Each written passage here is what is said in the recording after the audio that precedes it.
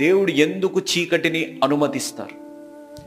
Why does God allow the darkness in our lifes అనేది మనం గ్రహించాలి. నేను చెప్పే మాట, why does God allow darkness? దేవుడు ఎందుకు చీకటి కలిగిన పరిస్థితులు, బాధ కలిగే పరిస్థితులు, నిరాశ నిస్పృహ కలిగే పరిస్థితులు ఎందుకు మన జీవితాల్లో అనుమతిస్తారు అని అంటే, నేను చెప్పే మాట చాలా జాగ్రత్తగా వినండి.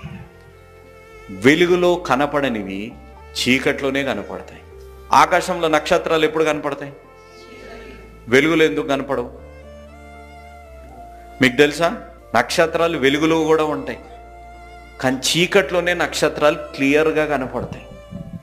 మన చీకటి కలిగిన పరిస్థితుల్లో మనవారెవరో, మన తోడున్న వారెవరో, మన కొరుకున్న వారెవరో చీకటి కలిగిన పరిస్థితుల్లోనే మనకి తెలిసిపోతుంది.